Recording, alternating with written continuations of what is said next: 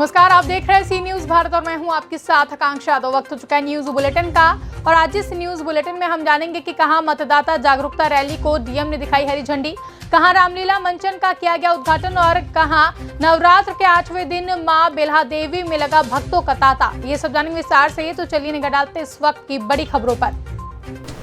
बिजनौर के जिलाधिकारी उमेश मिश्रा और एसपी डॉक्टर धर्मवीर सिंह द्वारा जजी चौक से मतदाता जागरूकता रैली को हरी झंडी दिखाकर रवाना किया गया।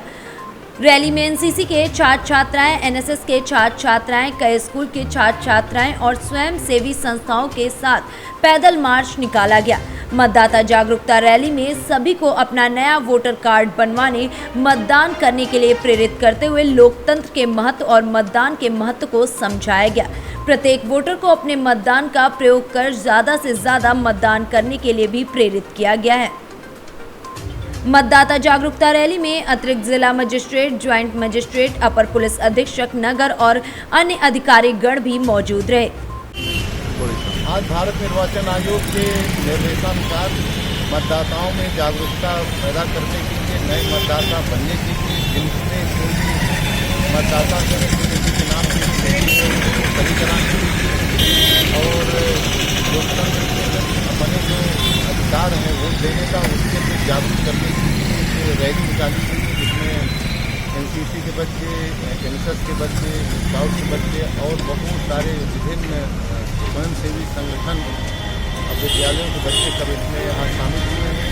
जिम्मेदार नागरिक इसमें शामिल हुए हैं, प्रशासन और पुलिस के सारे अधिकारी हैं। इसमें उद्देश्य यही है कि सभी अधिकार के प्रति जागरूक करना, कि लोग देश के मतदाता और अपना मतदान करें। बिजनौर से सी न्यूज संवाददाता सलीम हाशमी की रिपोर्ट।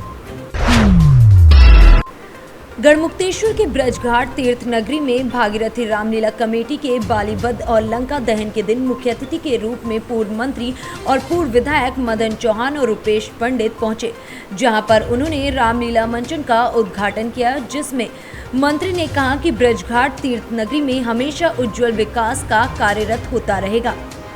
रुपेश पंडित ने रामलीला के पदाधिकारियों को सम्मानित करते हुए और मीडिया कर्मियों को भागीरथी रामलीला कमेटी की तरफ से श्री राम जी द्वारा नामित पट्टा पहनाकर सम्मानित किया।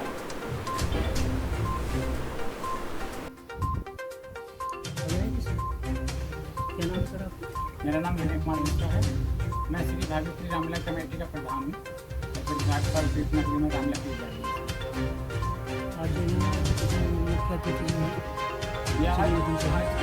मुख्य अतिथि मदन चौहान जी रहे, पूर्व मंत्री। तो ये रामलीला प्रतिदिन को अपना अतिथि मुख्य अतिथि रहता है, इसलिए आज का मुख्य अतिथि है मदन चौहान जी रहा। जैसे कोरोना काल में तो लोगों की भीड़ हुई नहीं, जैसे हमारे कोरोना काल में सभी लोग अपना मास्क लगा के भी, और अधिकतर लोगों ने मास्क लगाए हुए थे, मास्क लगाकर कोविड-19 का पालन करते हुए रामलीला का मंचन किया जा रहा है। बहुत ही सुचारू रूप से, बहुत ही अच्छा रामलीला का मंचन हो रहा है और गंगा मैया की कृपा से सब बहुत अच्छे से, किसी प्रकार की कोई दिक्कत नहीं आएगी। हापुड़ से सी न्यूज संवाददाता मुनेंद्र संधू की रिपोर्ट। पूरे प्रदेश में कुर्मी क्षत्रिय अन्नदाता रथ यात्रा अखिल भारतीय कुर्मी क्षत्रिय महासभा के राष्ट्रीय अध्यक्ष सर्वेश कटियार के नेतृत्व में सैकड़ों वाहन के साथ सोमवार को सिखड़ से ढाब, कैलहट, नारायणपुर, अधलहाट, अहरौरा, इमलिया, चट्टी, चुमई होते हुए राजगढ़ के लिए रथ को प्रस्थान किया गया। पत्रकारों से बात करते हुए राष्ट्रीय अध्यक्ष सर्वेश कटियार ने कहा कि किसानों के वोट से बनी केंद्र और प्रदेश की सरकार किसानों के साथ गलत कर रही है। किसान 10 महीने से काले कानून के खिलाफ सड़क पर बैठा हुआ है, लेकिन भाजपा की अहंकारी सरकार किसान आंदोलन को ही गलत ठहराने पर तुली हुई है। जगह जगह काफिले को रोककर माल्यार्पण कर जोरदार स्वागत भी किया गया। रथ यात्रा हमारी 25 सितंबर से कपिल बस से शुरू होते हुए ये लगभग 50 जिलों में होती हुई 13 नवंबर रमाबाई मैदान लखनऊ में इसका समापन होगा। अखिल भारतीय कुर्मी क्षत्रिय महासभा के तत्वाधान में कुर्मी क्षत्रिय अन्नदाता रथ यात्रा निकाली जा रही है, जिसका प्रदेश अध्यक्ष हमारे अखिल भारतीय कुर्मी क्षत्रिय महासभा के बाल कुमार जी पटेल इसका नेतृत्व कर रहे हैं। इसका उद्देश्य है किसानों की समस्या को लेकर, जो विगत किसान भाई हमारा 10 महीने से बॉर्डर पर बैठा हुआ है, ये गूंगी बेरी सरकार किसानों की बात को सुन नहीं रही है।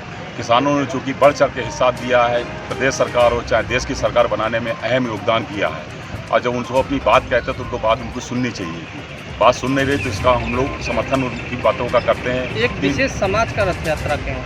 विशेष समाज का नहीं कि कुर्मी समाज हमारा खेतिहर किसान रहा है और खेती किसानी इसका मुख्य पैसा रहा है। 80% हमारा समाज में उससे जुड़ा हुआ है, हमको इसकी पीड़ा मालूम है। क्या प्रदेश में कुर्मियों को रिझाने का काम किया जा रहा है रथ यात्रा के माध्यम से? नहीं, ऐसा नहीं है। नवंबर 2020 को हमारे अखिल भारतीय कुर्मी क्षत्रिय महासभा की राष्ट्रीय कार्य समिति की बैठक हुई थी और फिर इसके बाद वहाँ तय किया गया जितने आदिवासी राज्य हैं उसमें अपनी हम अन्नदाता रथ यात्रा निकालेंगे और जो हमारे अन्नदाता निकालेंगे और जैसे जो भी होगा। मिर्जापुर से सी न्यूज संवाददाता अनिल केशरी की रिपोर्ट। प्रतिवर्ष की भांति इस वर्ष भी झिरना वाले हनुमान जी से लेकर नगर के मुख्य मार्गों से होते हुए चुनरी यात्रा माता रानी के दरबार पहुंची। भक्तों में महामाया भगवती के प्रति अटूट श्रद्धा का परिचय देते हुए चुनरी यात्रा सुबह 10 बजे से प्रारंभ होकर 3 बजे माता रानी के दरबार में पहुंची। इस दौरान गाना बाजे का भी पूरा इंतजाम किया गया था। माता रानी की यात्रा निकाली गई तो चुनरी यात्रा के बाद प्रसाद का भी वितरण किया गया। बता दें कि रामपुर कला मुख्य मार्ग पर स्थित मां भगवती पर भक्तों के द्वारा 70 मीटर की चुनरी चढ़ाई गई। नवरात्रि की धूम पर देश प्रदेश से लेकर रामपुर कला में भी नवरात्रि पर भक्तों में खासा उत्साह देखने को मिल रहा है। मुरैना से सी न्यूज संवाददाता अमन की रिपोर्ट। मां बिल्हा देवी में आज नवरात्रि के 8वें दिन श्रद्धालुओं का जमावड़ा बना रहा। श्रद्धालु अपनी आस्था को लेकर मां बिल्हा देवी धाम में पहुंच रहे हैं और उनका दर्शन कर रहे हैं। बताया जाता है कि पुराण काल में राम भगवान जब माता सीता को ढूंढने निकले थे तो वो बिल्हा देवी धाम में रुककर विश्राम किए थे। उसके बाद यहाँ श्रद्धालु आने लगे और धीरे धीरे उनकी आस्था बढ़ने लगी, जिससे ये बिल्हा देवी के नाम से प्रचलित हो गया। नदी के तट पर बने शिवलिंग की प्रतिमा पर महिलाएं अपने पति की लंबी उम्र की कामना करती हैं। आस्था के प्रतीक मां बिल्हा देवी धाम में दूर दूर से सभी लोग दर्शन करने के लिए आते हैं। प्रतापगढ़ से सी न्यूज संवाददाता आशुतोष तिवारी की रिपोर्ट। यूपी के अमरोहा जनपद के गांव अब्बलपुर की निवासी माधुरी पूर्णा प्रजापति का चयन इसरो के लिए होने के बाद उनके परिवार वालों में खुशी का माहौल है। अपनी इस सफलता के लिए माधुरी ने बेंगलुरु से वीडियो जारी कर अपने परिवार वालों को और अपनी मेहनत को इस सफलता का श्रेय दिया है। बता दें कि अमरोहा जनपद के नौगांवा सादात थाना क्षेत्र के अंतर्गत आने वाले छोटे से गांव अब्बलपुर की रहने वाली माधुरी पूर्णिमा प्रजापति ने भारतीय अंतरिक्ष अनुसंधान संगठन इसरो में वैज्ञानिक के पद पर चयन हासिल करके सफलता हासिल की है, जिसका रिजल्ट 11 अक्टूबर 2021 को आया। जिसके बाद खबर मिलते ही परिजनों में खुशी की लहर दौड़ पड़ी। अभी मेरा सिलेक्शन बतौर साइंटिस्ट और वैज्ञानिक इंडियन स्पेस रिसर्च ऑर्गेनाइजेशन में हुआ है। The result was released yesterday, so I got selected. अभी तो मैं पूरी अपनी फुल स्ट्रेंथ के साथ और इसी पद पर अपना काम आगे बढ़ाऊंगी, but in future I will prepare for Indian engineering services exam, so I will try for that. Amroha से सी न्यूज संवाददाता गौरव श्रीमाली की रिपोर्ट। मंगलवार देर शाम रेवाड़ी के गड़ी बोलनी मार्ग स्थित एक निजी अस्पताल की 3री मंजिल पर बने कमरे में अचानक आग लग गई, जिसमें झुलसकर अस्पताल के चिकित्सक के 87 वर्षीय बुजुर्ग पिता की दर्दनाक मौत हो गई। सूचना के बाद मौके पर पहुंची दमकल विभाग की गाड़ी ने कड़ी मशक्कत के बाद आग पर काबू पा लिया, लेकिन आग में फंसे बुजुर्ग को बचाया नहीं जा सका गया। पुलिस के अनुसार मृतक धूम्रपान का आदी था और इसी कारण से कमरे में आग लगने से बुजुर्ग की मौत हुई है। आग लगी और एक की मौत हो गई। क्या था पूरा मामला? ये जी सुरक्षा हॉस्पिटल है, जो डॉक्टर फतेह सिंह हैं उनके पिताजी हैं राम रघुवीर सिंह। ये 2री मंजिल पे रहते हैं, बूढ़े हैं, वृद्ध हैं, 87-88 साल की उम्र है। इनको बीड़ी सिगरेट पीने के आदी थे, तो इन्हें बीड़ी बूड़ी जलाई क्योंकि वो तिल्ली गिर गई ना, जो ठगा और गद्दा था वो एयरफोम का गद्दा था, उसमें आग लगी, ये उठ नहीं पाए और वहीं उनकी मौत हो गई। कितने बजे की घटना थी? ये है 7 बजे के लगभग, सुबह नहीं रात को। रात को 7 बजे की। तो फायर ब्रिगेड भी क्या वहाँ पर पहुँची? फायर ब्रिगेड पहुंची, ER भी पहुंची, मौके पर पुलिस भी पहुंची सारे। तो क्या वो नीचे उतर नहीं पाए या? नहीं, वो इतनी उम्र के थे कि वो चल फिर नहीं सकते थे। क्या हॉस्पिटल में कोई फायर सेफ्टी के वो प्रबंध थे इस प्रकार के? नहीं, उनको तो पता ही जब चला, जब वो धुआं उठी है जब पता चला। वो नीचे वो है उनकी वार्ड वगैरह बना रखे, मरीज वगैरह ऊपर उनके पिताजी शिफ्ट कर रखे हैं। वो फिर नौकर भी छोड़ रखा था, तो वो एक इधर उधर चला गया होगा दवाई देके, ताकि वो बीमार रहते थे, वर्ग थे वो। हापुड़ से सी न्यूज संवाददाता चैन सिंह की रिपोर्ट।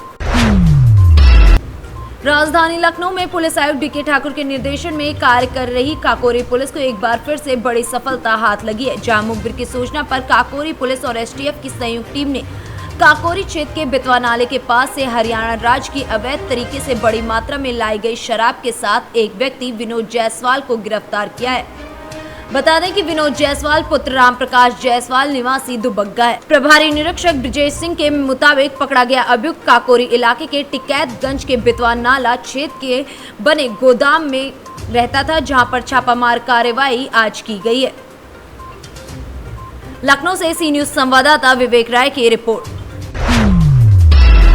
विकासखंड पूरनपुर परिषद में एक दिवसीय कृषक जागरूकता किसान मेला गोष्ठी कार्यक्रम ब्लॉक प्रमुख प्रतिनिधि आशुतोष दीक्षित की उपस्थिति में संपन्न हुआ। डॉक्टरों की टीम और वैज्ञानिकों के द्वारा फसलों के अवशेष प्रबंधन, मृदा प्रदूषण से होने वाले नुकसान और मानव जीवन को प्रभावित करने के विषय पर विस्तारित जानकारी दी गई। गोष्ठी में कृषि जागरूकता, वैज्ञानिक खेती समेत पराली प्रबंधन पर विचार किया गया। ब्लॉक प्रमुख प्रतिनिधि आशुतोष दीक्षित उर्फ राजू ने कहा कि किसान पराली ना जलाएं, बल्कि उसे खाद के रूप में परिवर्तित कर उपयोग करें। सर, जैसा कि देख रहे हैं यहाँ पर पूर्णपुर में एक ब्लॉक के अंदर एक किसान मेले का आयोजन किया गया है, इस संबंध में कुछ बताइए सर। ये जो आज यहाँ पूरनपुर विकासखंड में मेले का आयोजन किया गया है, इसका मुख्य उद्देश्य तो है कि इस समय जो धान की फसल काटी जा रही है, उसके जो फसल अवशेष है उनका प्रबंधन किया जाएगा। उनके प्रबंधन के लिए जैसे कि हमारे पास बहुत सारे कृषि यंत्र हैं और उनके साथ साथ उन कृषि यंत्रों के फार्म मशीनरी बैंक भी स्थापित है पूरनपुर ब्लॉक में। तो वहाँ से जाकर किसान भाई उन फार्म मशीनरी बैंक से उन्हें ले सकते हैं यंत्रों को और उन्हें फिर अपने खेतों में प्रयोग कर सकते हैं। इसके अलावा वेस्ट डिकम्पोजर है, कृषि विभाग की तरफ से फ्री में उपलब्ध कराया जा रहा है और इफ्को के सेंटर पर भी उपलब्ध है, वहाँ से ले सकते हैं। उससे भी फसल गलने में जो अवशेष हैं वो जल्दी गलते हैं और किसानों की खेत तैयार हो जाता है। दूसरी जो महत्वपूर्ण आज जानकारी रही, क्योंकि रबी फसल का समय आ रहा है, तो रबी फसल की तैयारियों के विषय में जैसे कि लाही, सरसों, मटर, मसूर या गेहूँ, इन सब की उन्नत प्रजातियों के बारे में बताया गया। साथ साथ इनका कैसे अधिक उत्पादन लेना है, इससे कि किसान भाइयों की लागत भी कम रहे और उत्पादन भी अधिक हो, इसके बारे में आज यहाँ पर जानकारी दी गई। जैसा कि देख रहे हैं यहाँ पर आज ब्लॉक पूरनपुर के अंदर एक मेले का आयोजन किया गया है, इस संबंध में कुछ बताइए। एक दिवसीय कृषि गोष्ठी व कृषि मेले का आयोजन विकासखंड परिषद पूरनपुर में किया गया।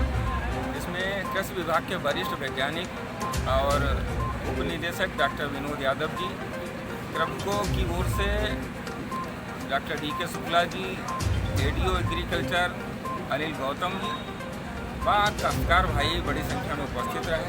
कृषि मेला के माध्यम से वरिष्ठ वैज्ञानिकों के द्वारा किसान भाइयों को जागरूक किया गया कि हम फसल अवशेष को कैसे नष्ट करें और किस स्तर पर नष्ट करें जिससे हमारी उपजाऊ शक्ति जो है वो क्षीण ना हो। डॉक्टर विनोद यादव के द्वारा बताया गया कि अगर हम लोग कृषि अवशेष जो हैं वो खेतों में नष्ट ना करके अगर उनका प्रबंधन के माध्यम से उनका हम लोग इस्तेमाल किया करते हैं तो अगली फसल में जो 5,000 रुपये अतिरिक्त हमारा जो है वो। पीलीभीत से सी न्यूज संवाददाता हैदर खान की रिपोर्ट। शाहजहांपुर शहर में अवैध ढंग से चल रही केमिकल फैक्ट्री पर प्रशासन ने छापामार कार्रवाई की, जहां मंगलवार को सूचना मिलने पर SDM शैली, तहसीलदार राजाराम करजरे, नगरपालिका अधिकारी भूपेंद्र दीक्षित ने शहर की द्वारकापुरी कॉलोनी में अवैध रूप से चल रही केमिकल फैक्ट्री पर छापा मारा। नगरपालिका अधिकारी दीक्षित ने बताया कि फैक्ट्री में अवैध ढंग से टॉयलेट क्लींजर, फिनाइल आदि का निर्माण किया जा रहा था। सूचना मिलने पर प्रशासन ने ये कार्रवाई की है। फैक्ट्री संचालक उज्जैन निवासी है। मामले में पंचनामा कर आगे की कार्यवाही की जा रही है। कापुरी में अवैध केमिकल जैसे फिनाइल टायलेट क्लीनर वगैरह निर्माण की सूचना मिली थी और यहाँ पर आकर हमने देखा तो इनके द्वारा अवैध रूप से ये सब सामग्रियों का निर्माण किया जा रहा था। मौके का पंचनामा बनाकर और उनसे अनुज्ञप्ति के पेपर वगैरह मांगे तो उपलब्ध नहीं करा पाए हैं। जब भी उनके मालिक आएंगे सूचना पत्र नगरपालिका द्वारा जारी किया जा रहा है भवन निर्माण अनुज्ञप्ति वगैरह सभी का, और उसके बाद आगे कार्रवाई की जाएगी। सर कब से चल रहा था कार्यक्रम? ये पिछले 3-4 महीने से चल रहा है। पहले सूचना नहीं मिली? पहले सूचना नहीं मिली, अभी सूचना मिली थी तो एसडीएम मैडम भी आई थी, तो सभी ने अपने फूड एंड ड्रग्स वालों ने भी अपनी कार्रवाई की है और नगर पालिका सामान का जब्त कर सामान जब्त कर उन स्थानीय मैनेजर जो है उनके सुपुर्द में दिया गया है। शाहजहाँपुर से सी न्यूज संवाददाता किशोर नाथ की रिपोर्ट। फिलहाल के लिए बुलेटिन में बस इतना ही। देश और दुनिया की तमाम बड़ी खबरों के लिए बने रहे सी न्यूज भारत के साथ। हर खबर आपके साथ, आपके हाथ।